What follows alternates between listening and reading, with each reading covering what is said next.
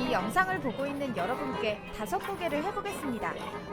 제가 말하는 이것은 무엇일까요?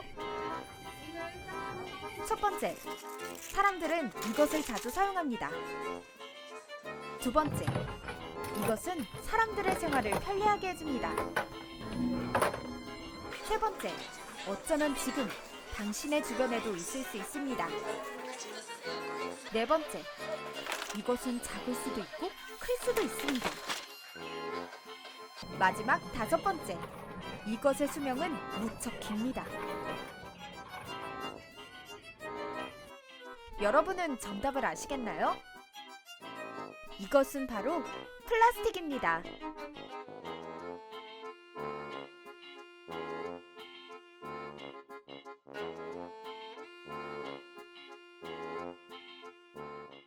오후 1시 점심시간. 점심 식사 후 식곤증을 달랠 직장인들이 카페에 모여 커피를 주문합니다. 이 카페는 누구나 한 번쯤은 가봤을 대형 프랜차이즈 카페 스타벅스.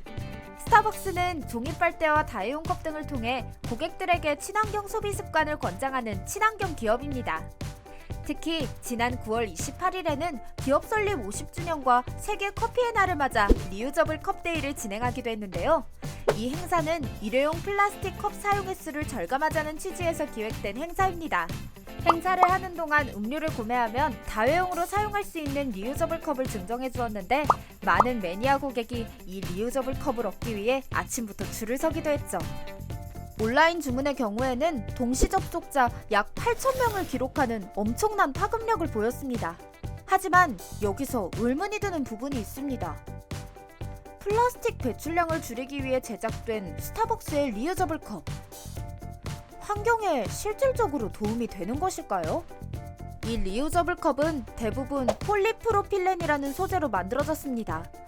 폴리프로필렌은 우리가 흔히 볼 수 있는 일회용 배달 용기로 사용되는 일반 플라스틱입니다. 폴리프로필렌으로 만들어진 리유저블 컵을 제작하는 전 과정에 있어 상당한 온실가스를 배출한다는 특징을 가지고 있는데요. 실제로 한 연구 결과에 따르면 리유저블 컵의 온실가스 배출량은 일회용 컵보다 약 3.5배가량 높다고 합니다. 다회용 컵 사용을 권장하기 위해 생산된 수많은 리유저블 컵, 그리고 그에 따른 막대한 온실가스. 스타벅스가 이 리유저블 컵의 어떠한 부분이 친환경적이라고 주장하는 것인지 의문이 듭니다. 스타벅스의 사례처럼 친환경적이지 않지만 친환경적인 것처럼 홍보하는 위장 환경주의를 뜻하는 단어가 있습니다. 바로 그린워싱인데요. 수익을 더 끌어모으기 위해 친환경 기업이라는 타이틀을 방패로 삼는 스타벅스의 모순적인 행동. 이것이 바로 그린워싱의 대표적인 사례가 아닐까요? 혹시 스타벅스 자주 이용하세요? 네, 자주 이용하는 편이에요. 스타벅스에 오실 때마다 일회용 컵을 사용하시나요? 네, 매번 일회용 컵을 사용하는 편이에요. 텀블러나 리유저블 컵 같은 상품은 구매하신 적이 있으신가요? 네, 지난 시즌에 한번 텀블러를 구매했었어요. 텀블러를 구매하셨는데도 일회용 컵을 쓰시는 이유가 있으실까요? 네, 아무래도 매번 들고 다니기도 불편하고 설거지하기도 귀찮아서 매장에서는 잘 이용 안 하게 되더라고요. 이처럼 매장 내에서 텀블러를 사용하는 고객은 쉽게 찾아볼 수 없었습니다. 이 유저블 컵이야말로 대표적인 이제 그린워싱의 사례라고 봐요.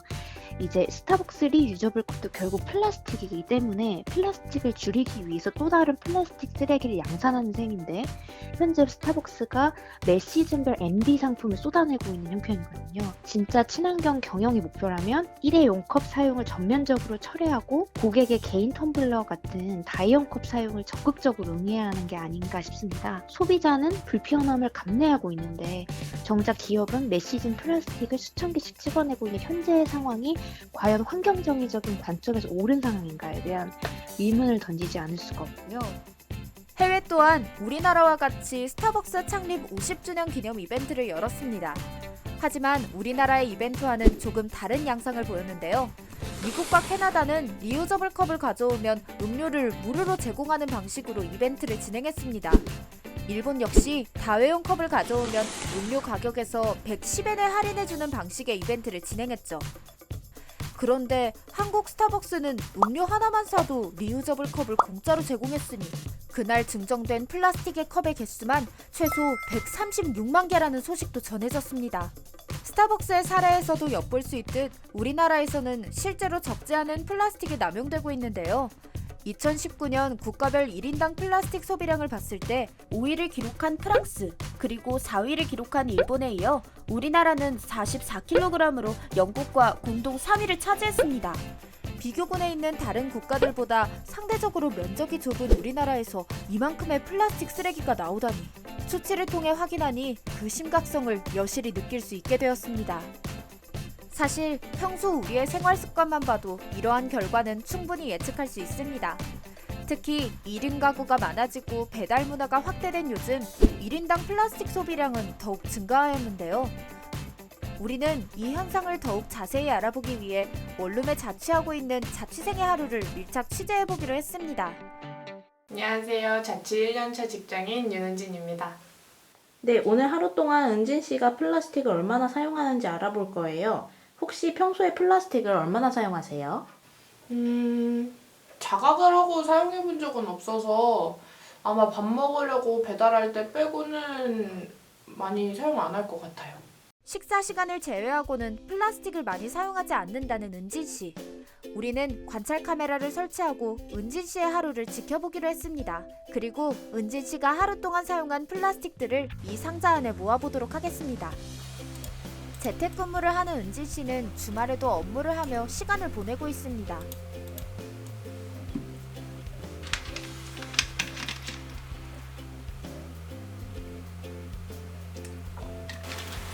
물을 굉장히 자주 마시시네요. 물 자주 마시면 피부 좋아진다고 해서요. 피부 좋아지려고 물 많이 마셔요. 촬영이 시작한 지 얼마 되지 않았지만 벌써 박스에 플라스틱 페트병 1개가 들어갔습니다.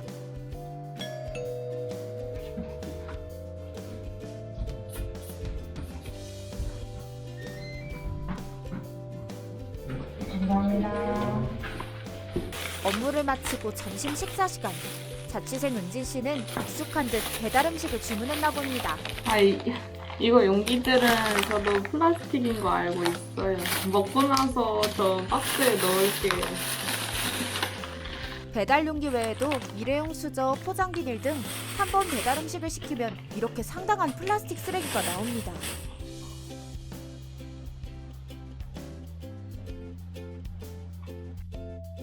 은진 씨. 네? 물티슈도 플라스틱인 거 알고 계세요? 그 캡이 아니라 이 티슈가요? 우리가 일상생활에서 흔히 사용하는 물티슈. 놀랍게도 물티슈는 플라스틱 화학 섬유인 폴리에스테르로 만들어졌는데요. 그렇기 때문에 플라스틱인 물티슈 한 장이 썩기까지에는 수백 년이 넘는 시간이 걸립니다.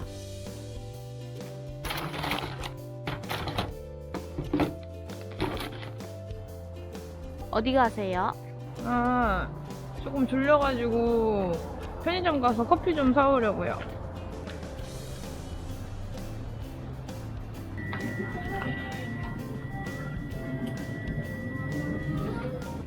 커피를 구매하고 은진 씨는 편의점에서 간식을 구매합니다. 뭐 먹어요?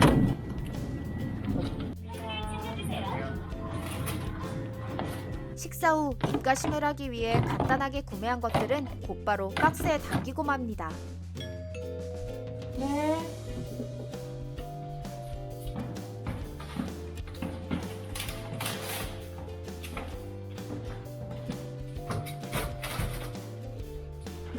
은진 씨, 물을 왜 이렇게 많이 시키셨어요?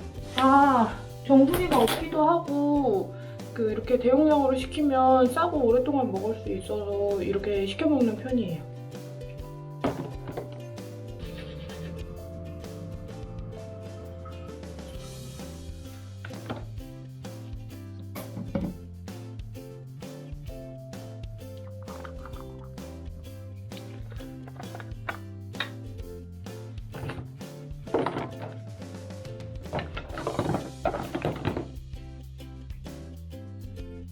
이게 오늘 은진 씨가 사용한 플라스틱들이에요. 생각보다 되게 많네요. 오늘 이렇게 관찰 카메라에 촬영한 소감이 어떠세요? 일단 물티슈가 플라스틱이라는 거에 되게 놀랐고요. 플라스틱을 이렇게 하루 동안 제가 많이 사용할 줄 몰랐어요. 앞으로 저도 플라스틱 조금 의식하면서 줄여보려고요.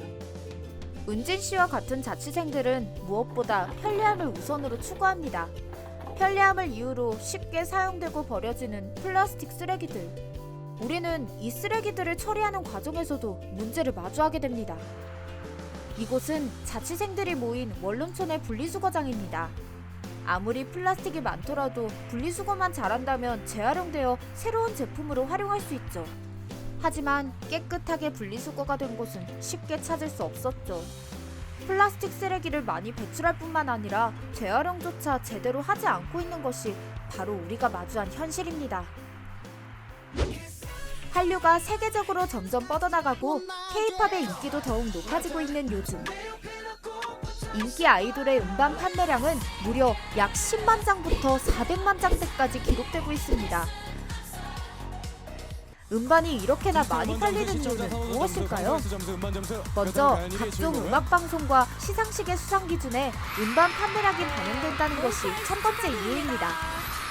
음반을 한 장 구매할 때마다 좋아하는 아이돌을 눈앞에서 볼 수 있는 팬 사인회 응모권 한 장을 얻을 수 있다는 것도 그 이유 중 하나입니다.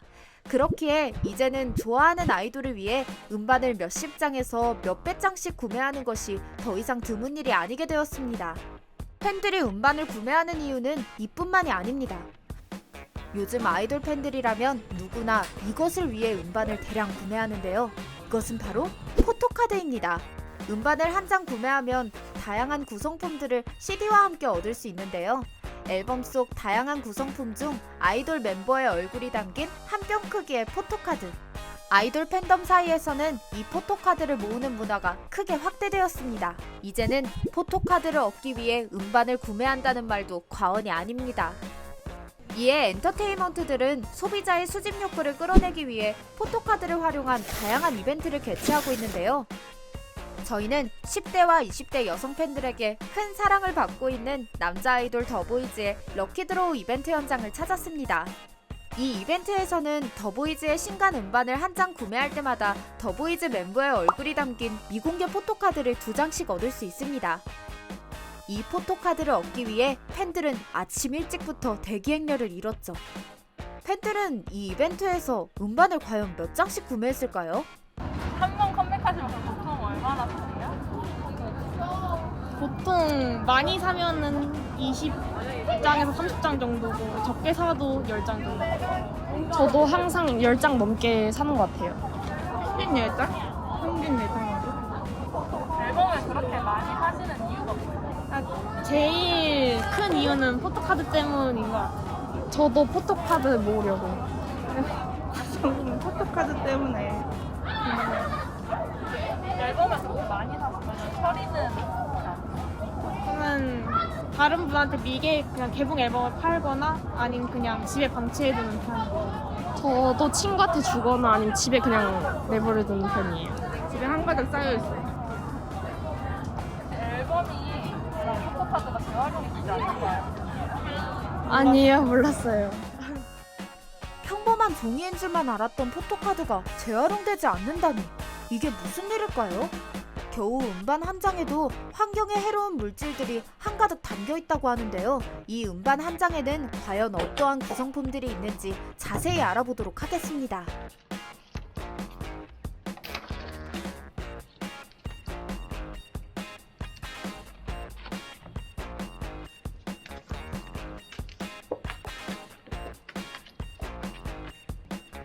와, 한 장인데도 구성품이 이렇게 많다니 이 안에 얼마나 많은 플라스틱이 있을까요?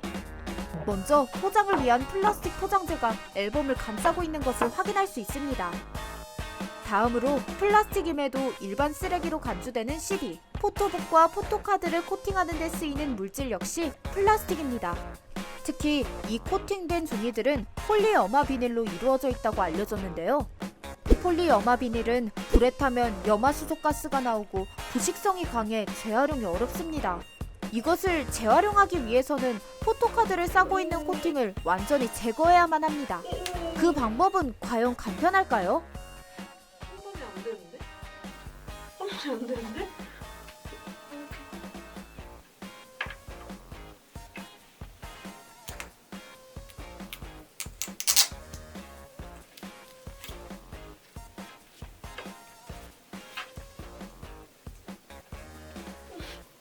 진짜 어려운데?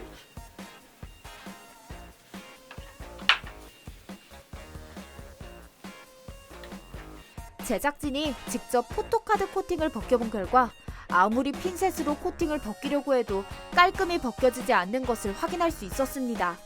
포토카드만이 문제가 아닙니다. 앨범 자체 또한 문제가 되죠.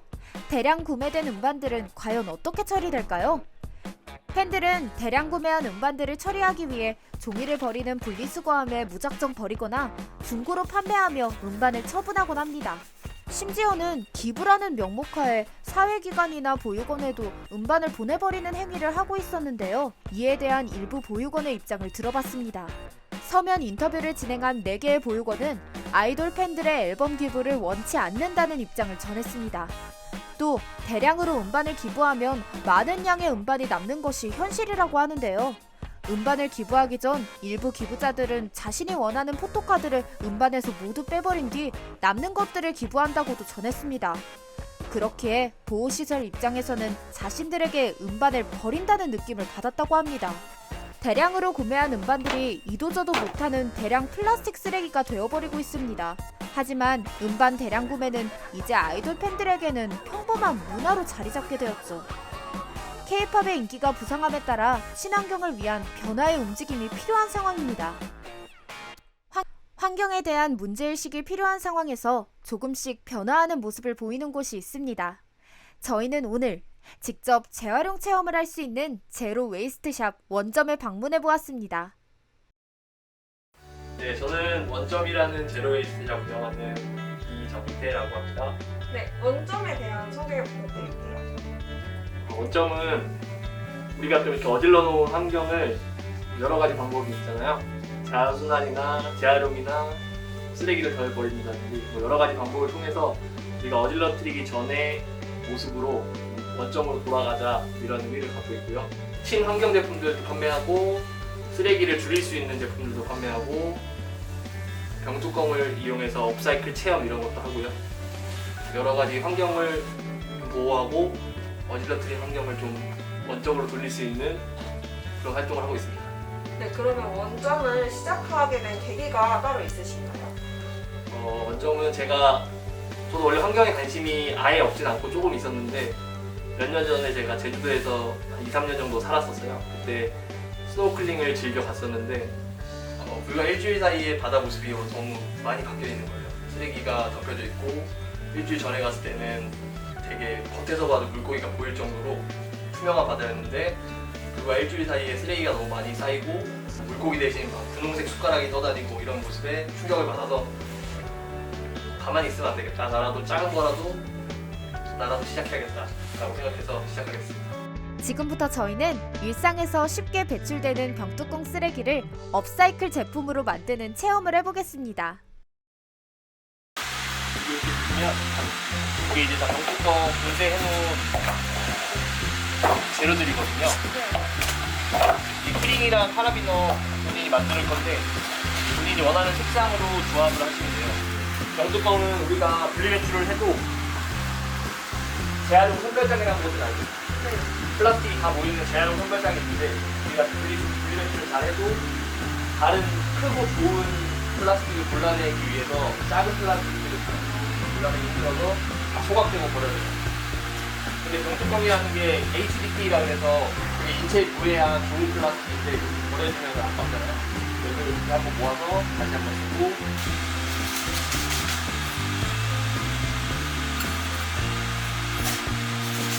세 개요? 네.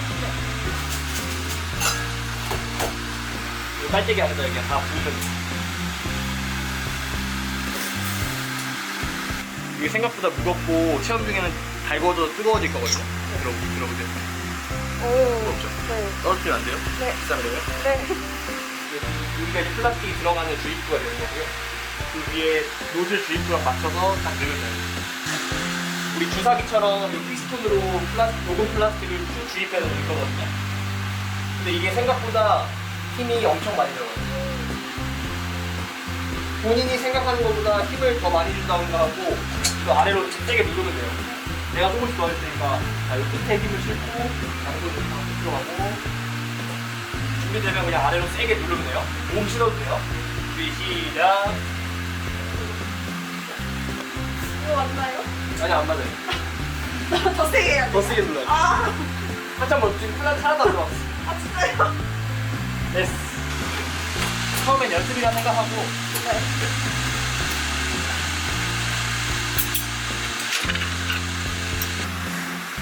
어머, 지금 여기 들어가다 말았더니. 이게 생각보다 힘이 많이 들어가거든요. 제가 좀 도와줄게요. 오, 준비 시작.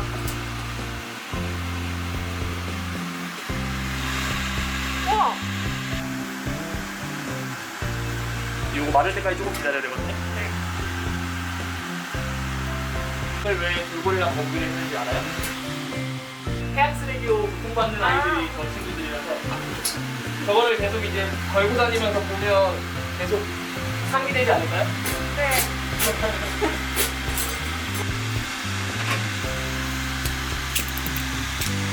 오, 진짜 웃겼다.